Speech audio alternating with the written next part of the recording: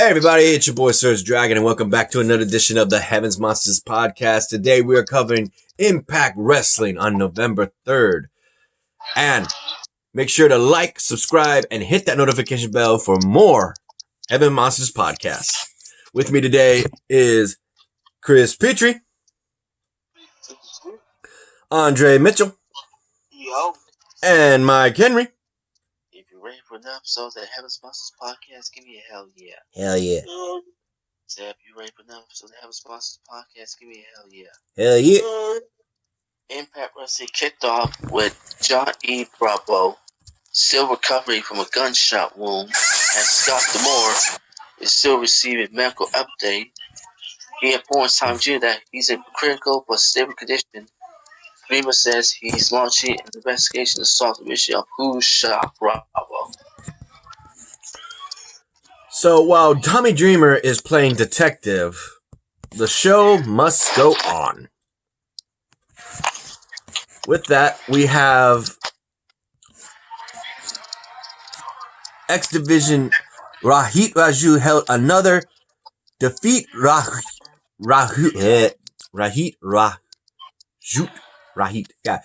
challenge on Impact Wrestling. Who will step up to the Desi Hitman, as it says here.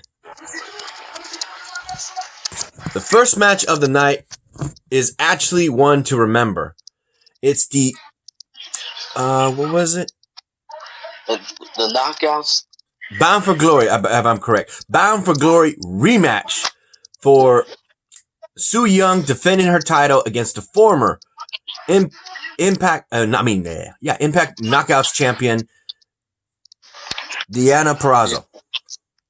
So she would have an opportunity prior to the fact of I think his name was Sean Spears. Argument with him. No, it's Scott D'Amore. My bad.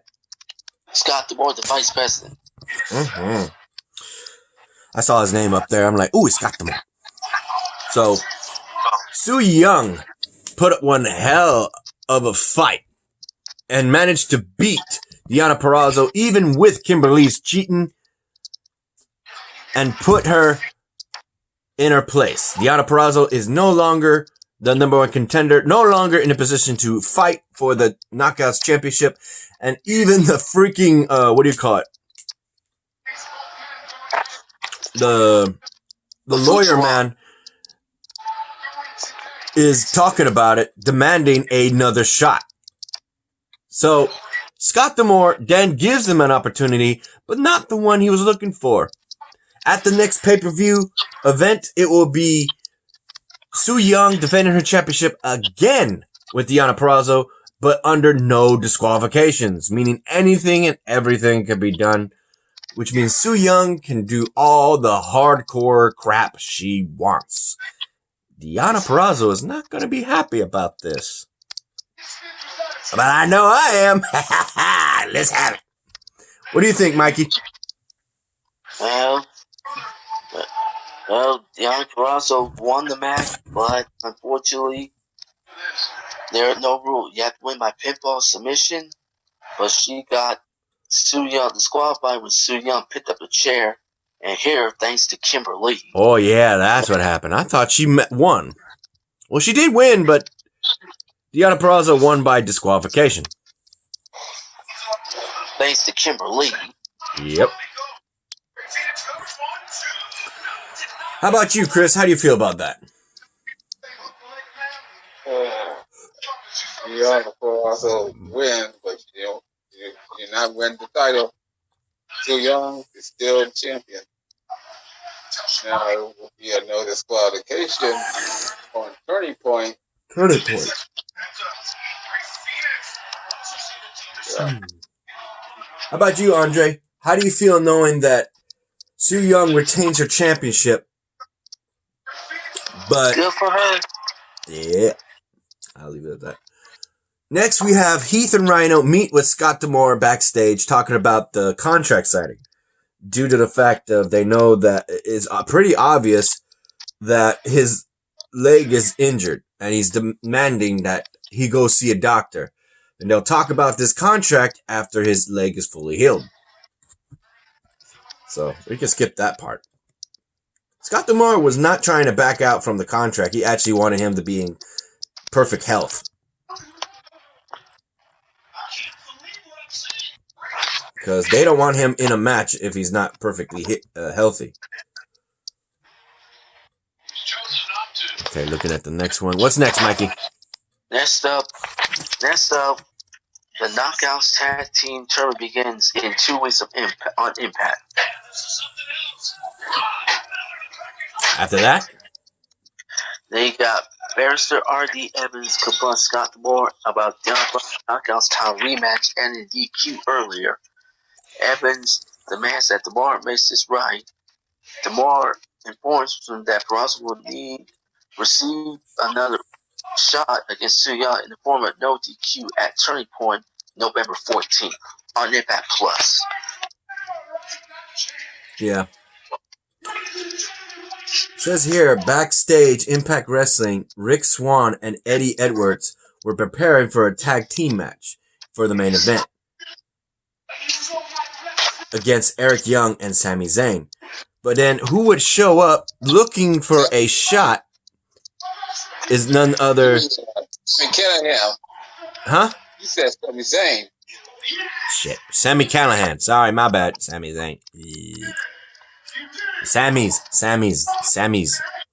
I gotta remember Sami Zayn, Sami Callihan.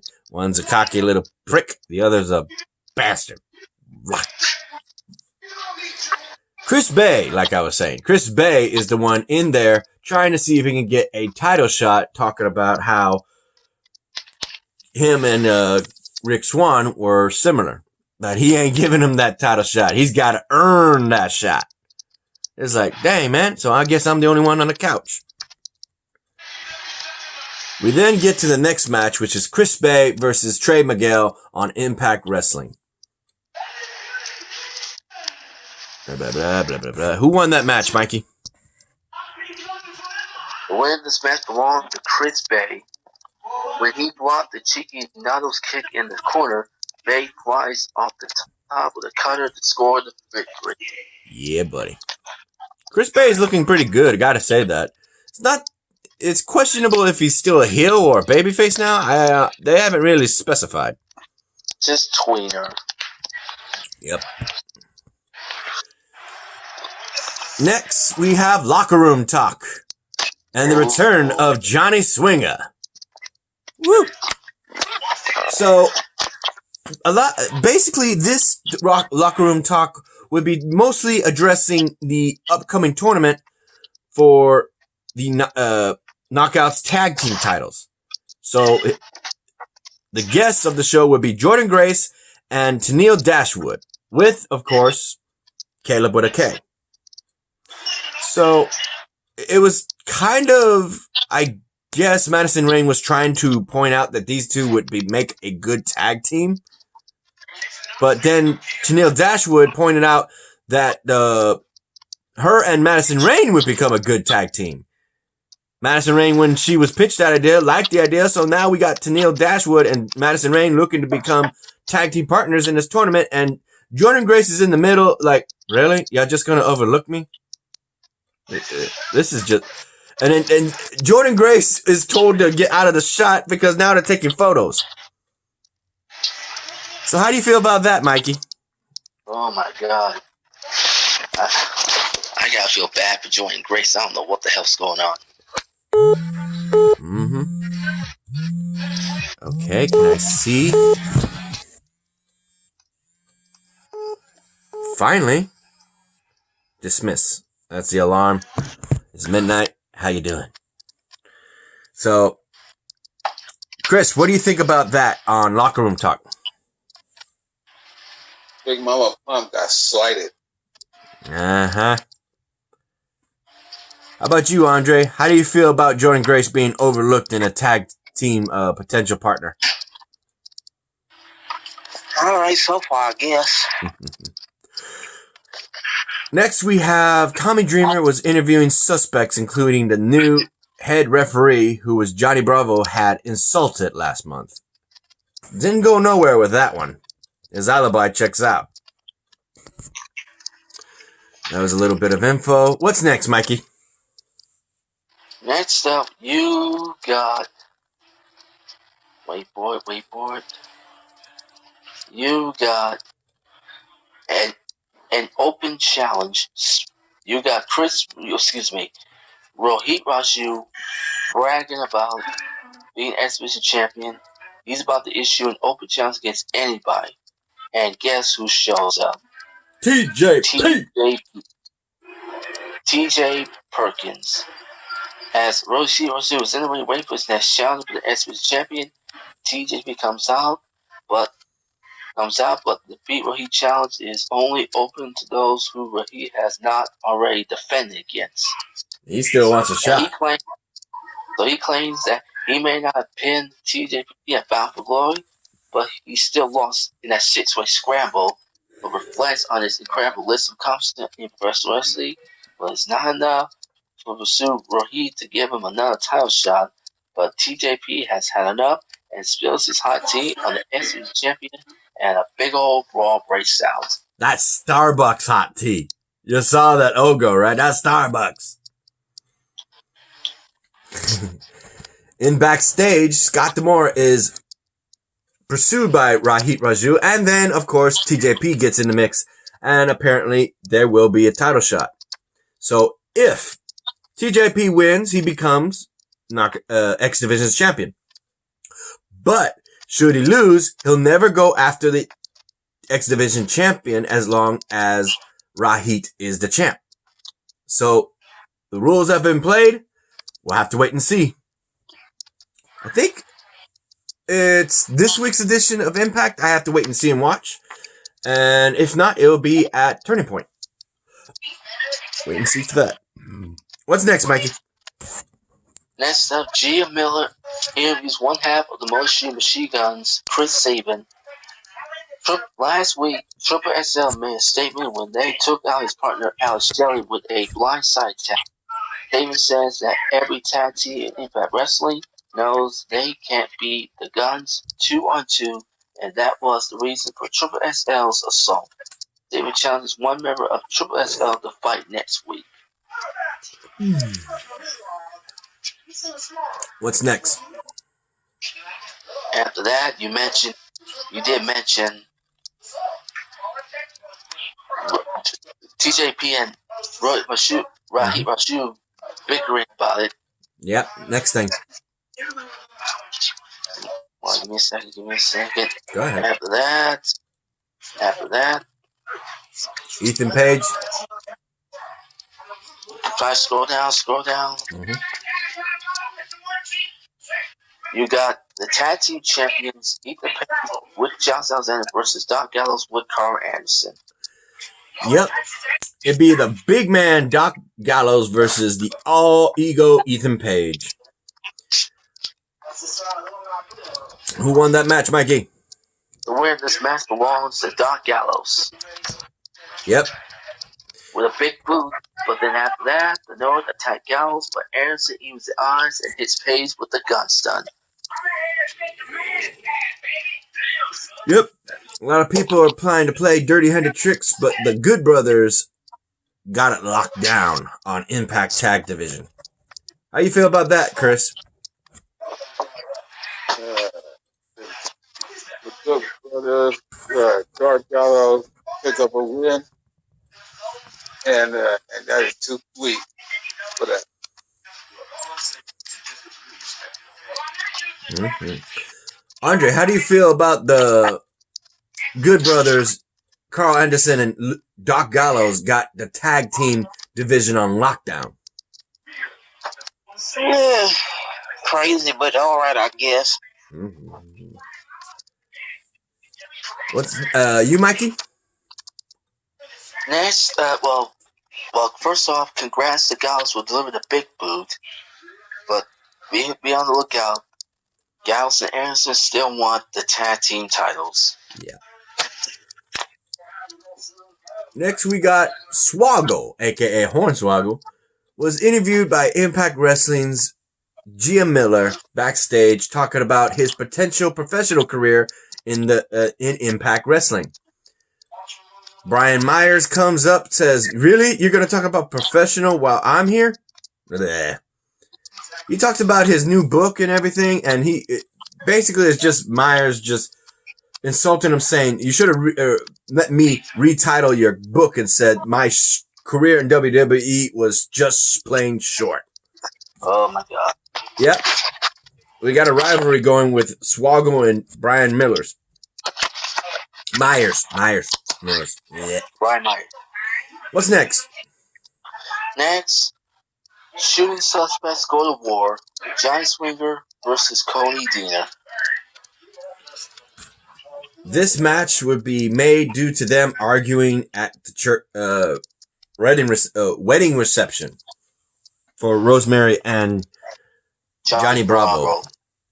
So, ultimately, I want to say this.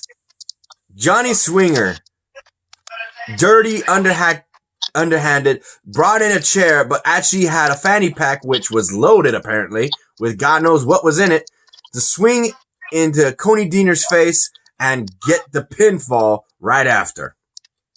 So he cheated, basically. Your thoughts, Mikey? No comment. You, Chris? No comment. No comment? Okay. Okay. Hold up. Moose addresses Impact Wrestling. Man, it's just him talking about his title, all the people he defeated, as if it matters or anything. So blah blah blah blah blah. What else is said? Moose said this. Moose said that. Past month. Blah blah blah blah blah blah blah. The fact is, Bound for Glory, he went to hell with EC3. Blah blah blah blah blah. The multi-sport athlete ran down. Legend. Blah blah blah blah. Here we go. I really don't care about Moose, honestly. I'm just trying to see where he was taking this. He not only defeated EC3, and then he mentioned about Rich Swann. People still looking at him as being the premier champion. But last week, he sent a message to Swann when he attacked his friend Willie Mack in the parking lot. Yep, and there you warned go. Swann that pay is headed his way when Willie hits the ring, and all hell just broke loose. Chocolate Thunder to the ring, but Moose uses dirty-handed tactics to get the one-up on him, and he just lays down the beat down on Willie Mack. So now he's trying to get Rick Swann's attention.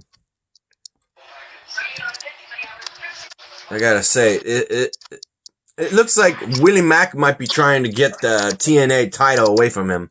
What do you think about that, Andre? Willie Mack don't need that title shot right now. You, Chris? Moose.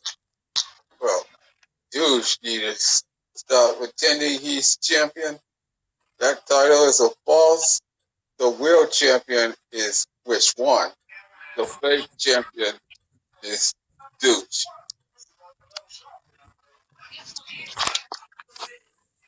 You, Mikey? Oh my God, Moose. I mean, came back with huge win over EC3, then started to talk a little trash, and ends up getting the best by beating the hell out of Willie Matches and sending a message to Rich Swann. First up, I want to mention this here. It says, speaking of next week, TJP will get his shot at the X Division Championship next week. So it'll be next week, not at Turning Point. Madison Rayne returns to the ring with the team of Tennille Dashwood with, of course, Caleb with the K. Caleb with a K, thank you. And they'll take on Havoc and Nevaeh, the Monsters of Mayhem. And, of course, Chris Sabin will also take on Triple XL's Larry D. So that'll be next week, the episode I haven't watched yet. What's next, Mikey? Then Chris Bay congratulates Rich Swann on being the new world champion at Bound for Glory. Bay tells Swan that it's time for him to go to the management office and request a match against Bay with a title on the line. Swan tells the Ultimate Finisher that if he wants an opportunity, he needs to earn it. Ooh, yeah. Then, good old Tommy Dreamer has narrowed the list of suspects down to 10, which includes Correct. Johnny Swinger, Jessica Havoc, Coney Dina, Falaba, Brandon Tolley, Hernandez, Larry D, Molly James Mitchell, Roseberry, and Taya Valkyrie. And next week he's going to narrow it down. I'm kind of surprised that he didn't mention Alicia. I don't think Alicia gains anything from Johnny Bravo's death. And then Moose will battle Willie Mack on November 14th at Turning Point on Impact Plus. What's next, Mikey? The final match of Impact, the tag team match between two former champions, Sami Callihan and Eric Young, versus new world champion Rich Swann. For the kids the other night?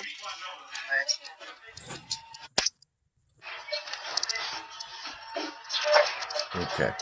So this tag team match would go on, and dang, they really, these two, it's like two villains, the two psychopaths, Sami Callihan and Eric Young, working together just to inflict pain against two hardworking wrestlers, Eddie Edwards and Rick Swann, who literally had to go hardcore majority of the time against these individuals. But ultimately, I'm trying to see who won the match. Before we get to that, Callahan is about to tap out, but EY stops his hand from hitting the mat. Hall of Famer Ken Shamrock comes down to ringside and sends Swann into the steel steps. Meanwhile, Callahan connects with a power driver on Eddie to win. And that's how Ken Shamrock came out behind the referee's back, and the referee had no idea that Ken Shamrock was going to show up. Mm-hmm. And that's how Callahan, Shamrock, and Young stand tall as Impact on SSTV goes off the air. My thoughts is I thought Rich Swann AF was going to win, but no. Ken Shamrock had to come out and stick his nose where it doesn't belong. Yep. I want to point out the fact that in this match, two guys who used the power driver were actually about to simultaneously use it. That would have been cool if it wasn't for these guys being complete douchebags. What about you, Chris?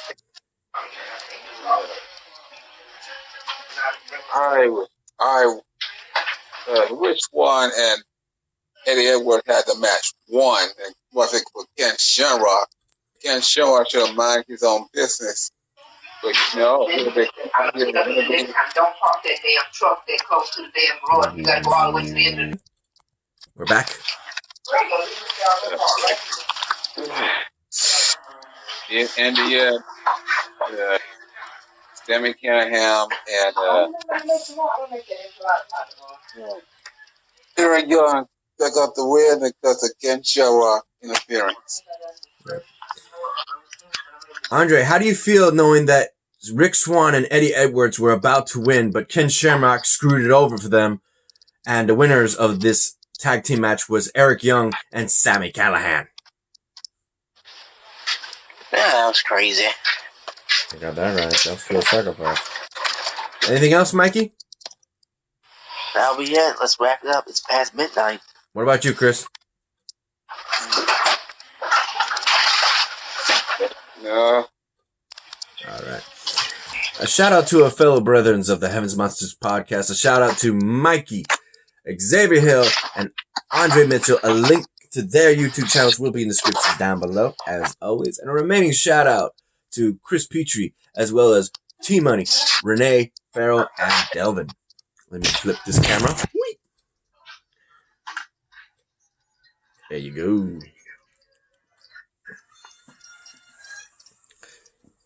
Okay, so hopefully tomorrow on Thursday, if I get home, we'll see if we can do another podcast, hopefully covering NXT or something else. We'll see.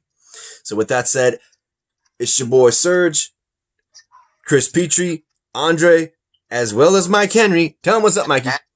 Because Average Monster Podcast will say so, and we'll see you tomorrow for another episode of the podcast. Bye.